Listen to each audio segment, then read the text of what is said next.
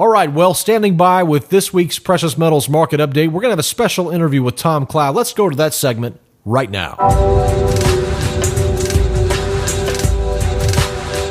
All right, Tom, well, it's great to have you back on the program. How are you, my friend? Well, I'm still getting moved in. Everything's going well. Still got a few phone problems, but hopefully they'll all be resolved this week. Yeah, I know you're excited to be in your new office, and I know a lot of the folks have been anticipating that because you're going to have more help now, and that's exciting. Well, we're recording this early in the week because of the July 4th extended weekend. And so we're recording this at the close of business on Wednesday, right here in the middle of the week. And we've seen some pretty interesting things, Tom. First of all, we've seen the United States dollar index is decidedly, solidly downward. It's lower. We're also seeing on a brand new storage report on energy, crude oil just really popping, and gold and silver are both up for the sessions here on Wednesday. It looks like we're seeing a little bit of a dip in the dollar and beginning to see some nice rebounding in gold and silver. Let's talk about gold first. What's happening in gold this week? Well, gold has just done exactly what you said when the austerity programs there in Greece during the week. First of all, as an American investor, we see gold went from the high of 1562 a month and a half ago down to 1500 on Monday of this week. So we had like a 3.5%, 4% drop. But what most of our listeners don't realize is gold was hitting an all-time high on the euro because their currency was going down just based on what was going on in Greece and how that was going to be expected, what people were going to expect to happen. And then as the week wore on last week, it looked more and more like they were going to be able to stave off forfeiture for a while longer, whether that's 1, 2, or 3 years, who knows, or default. But once that happened, people started looking back at the U.S.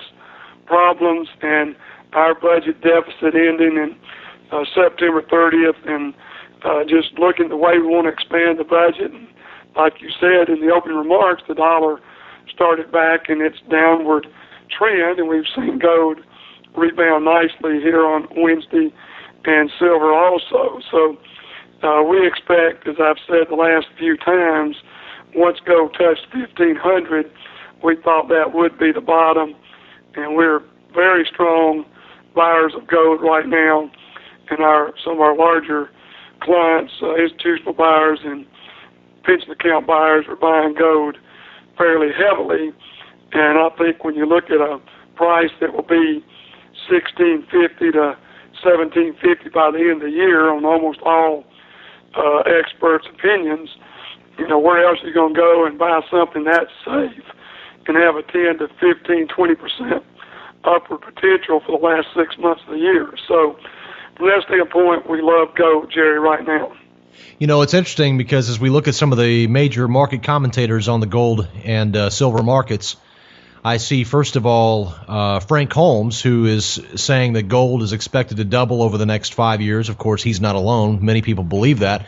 We also see in the shorter term, Mark Faber, who many people know from the Gloom, Boom, and Doom report, is basically saying that gold and silver are going to be much lower over the course of the next 3 months. So there is a little bit of diverging views. What are some of the views you're hearing, and what do you believe? Well, Faber definitely thinks it's going to be lower, but it's funny, he's probably been the biggest purchaser of gold just because he likes currencies less. But he made one of the biggest purchases of the month of June into his fund, even though he said he thought it could go lower, but he could buy the kind of gold he wanted at this point.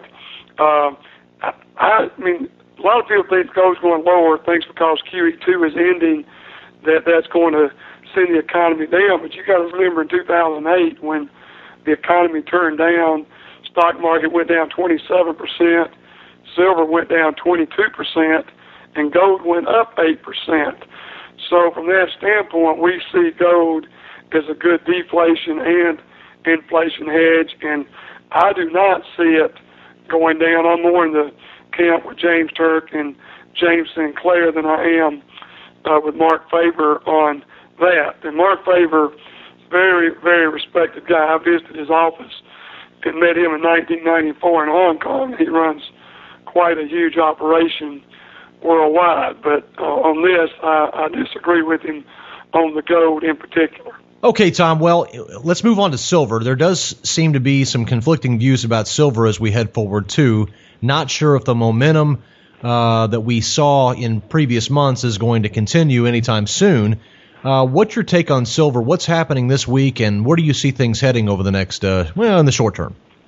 Well, this $1.50 jump, certainly the last 2 days after the $3 drops, some people think it's bottomed. I'm not sure that it has or hasn't. I think it still has a chance to break down to 32 to 33, as I've talked about many times, because really it clears 37 on most moving average charts, whether you're looking at 50 weeks or 200 weeks or whatever. We need it to close and stay above 37 to get a breakout to the upside. But as I've said many times, I think when you're looking at spot just a little bit below 35 right now, it was down in the low 33s only 48 hours ago.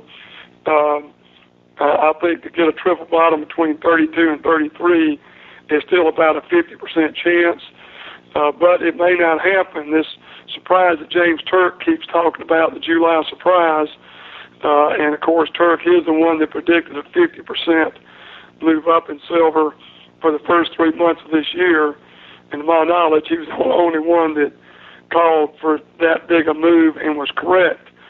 So he's now saying there's a July surprise coming, and when we come back and start trading again after a long weekend, we could see gold and silver higher. But everything I'm looking at on my own, I'm still not convinced that silver has bottomed. So I'm a little more careful on the silver. But certainly for people buying in, to keep cost averaging in at this price is going to be a great price 4 months from now, and even a greater price in 2012, when we expect the election year to be a huge year for metals as President Obama tries to get reelected. Yeah, they'll do everything they can in their power to make sure that everything's copacetic in the economy, and of course that'll only drive gold and silver higher as a result. Tom, let's confront something else. We've been getting some emails from many of our readers and our listeners about a Forex announcement that has been made about trading of gold and silver over the counter to basically be illegal beginning on July 15th. Can you address this and help our listeners understand how that impacts them, or if it impacts them at all? It doesn't impact our clients at all, but Industry Council for Tangible Assets, ICTA, which is our lobbying group for all the coin dealers, the lawyer put out a very nice piece on it for us. For anybody that sells and delivers gold and silver within 28 days, has it shipped out from their house within 28 days, does not apply at all. And primarily when you hear the word Forex, you know it's either currency trading or metals trading. And what this is doing, similar to one of the shows we did earlier in the year, Jerry, when we talked about the Chicago Mercantile Exchange raising reserve requirements for purchasers of contracts. They were trying to take speculators out of the market, and this is another move by Senator Dodd to try to do the same thing, because they realize that there's 80 or 100 times more silver in particular in future contracts than there is physical silver on the planet Earth. So they're trying to bring that down, knowing that there's a big problem out there in the future. It could be as early as next year or the next few years. So this is all about that, but it has nothing to do with people that are buying gold and silver and either taking physical delivery or having it stored in a warehouse.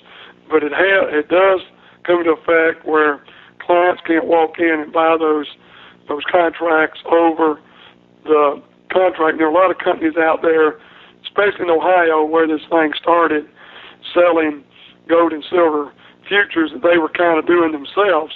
It really wasn't a security. So all that is being stopped, which is not all bad.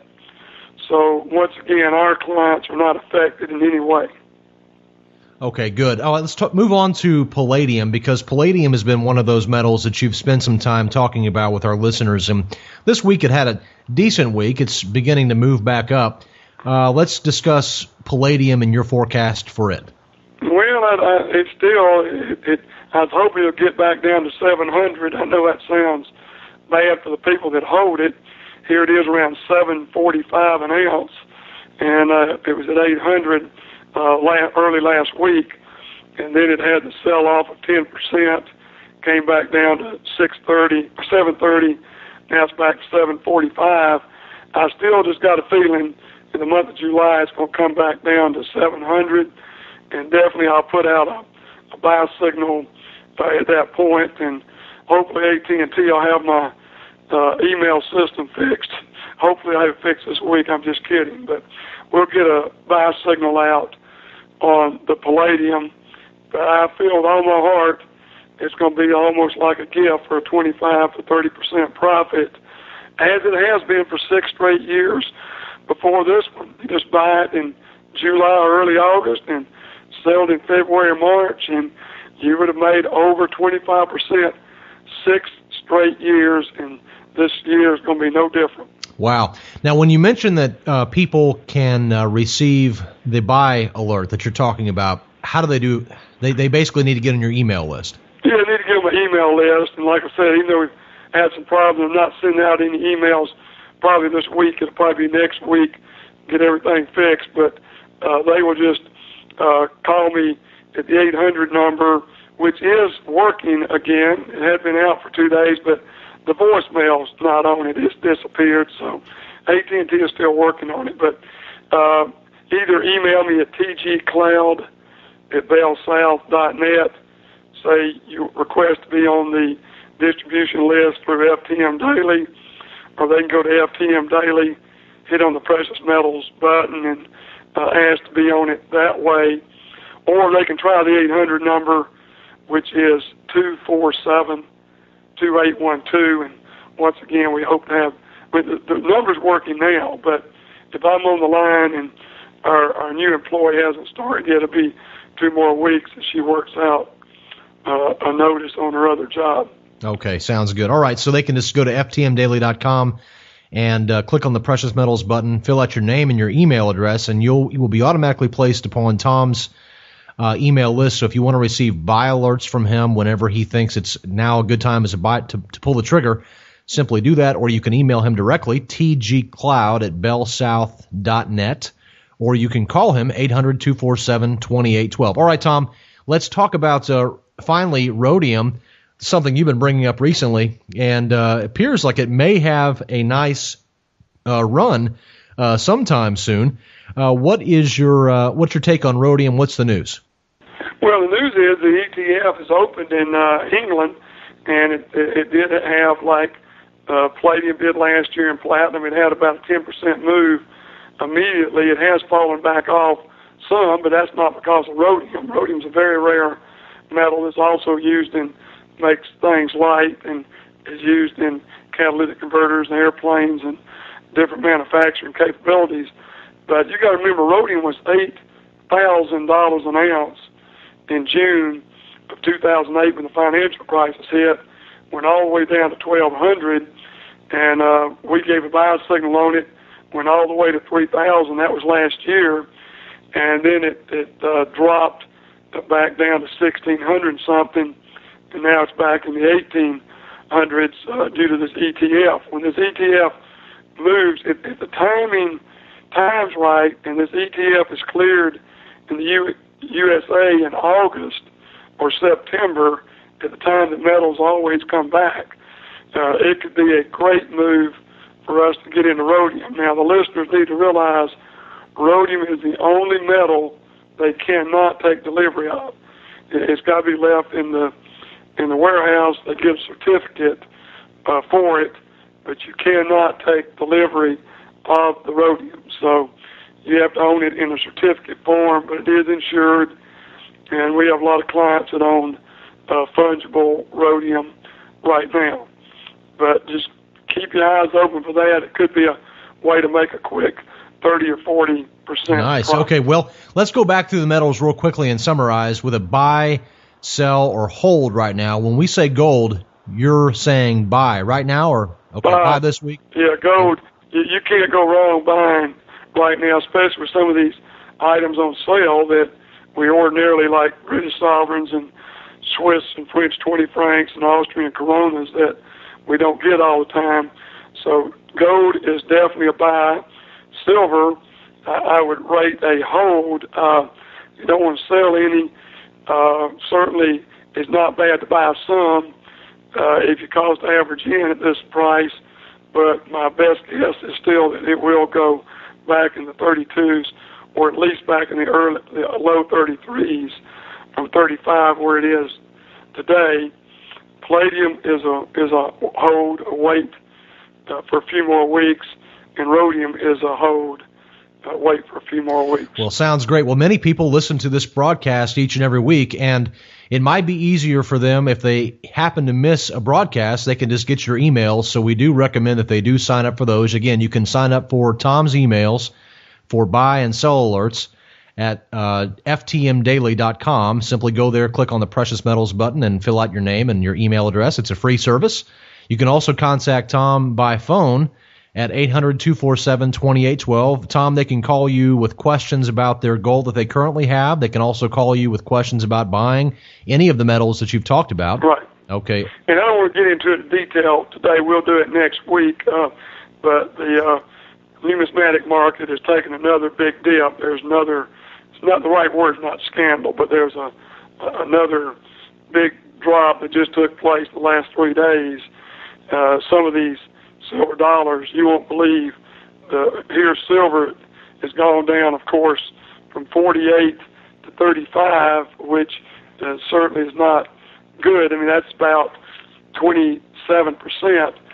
But these silver dollars have gone down 50% over the same time frame, and there's a lot of reasons for that. But those people out there holding numismatic coins, they really need to not necessarily liquidate them today, but be ready to liquidate them on the next turn up, because that market is absolutely disappearing. You know, one more question, Tom. We get a few questions each week about platinum, and I wanted to get your take real quickly on the platinum markets. What is your view? We don't talk about that too much here. And how do you view platinum? Is it a good investment like palladium? And platinum I talked about for years. I mean, we went in platinum at 300 and got out at 1800. It went on up to 2000. Now it's back to 1800. It's been kind of neutral since we advised our clients to get out of it. But a lot of the catalytic converter use went back to palladium, and that's what has driven. People got to remember, palladium back in 1991 or 2 was 100 an ounce. It went to 1,000 back in 1999, and car manufacturers started changing to platinum because these are the only two metals that can take the heat and do the conductivity they need done in the catalytic converter. So once palladium went from 100 to 1,000, we moved out of palladium into platinum. It went from 300 to 1,800, and platinum went back down. Palladium went back down to 200, and now it's the one that's in the run-up because it's the primary metal for the catalytic converter. Now, the one good thing that has kept platinum from dropping, the reason it's been so steady, has been the love for the slick jewelry. Europeans, and especially Far East, they love the look, as do a lot of women in the U.S., so there's been demand for platinum in the jewelry market that's held platinum up very, very well. Okay, sounds good. All right, Tom. Well, listen, I really appreciate you coming on the program, and we'll look forward to talking to you next week. I hope everything gets worked out. I know moving is always a big headache, so I know you're in the middle of all that. But well, it will, Jerry, and I wish everybody out there, I hope they have a happy celebration of the 4th of July, and hopefully next week we'll get set up for the rest of the year, because it is going to be something spectacular. I'm telling you, I fully believe that. All right, my friend. Well, you have a great July 4th, and I'll look forward to talking to you next week. All right. Thanks, Jerry.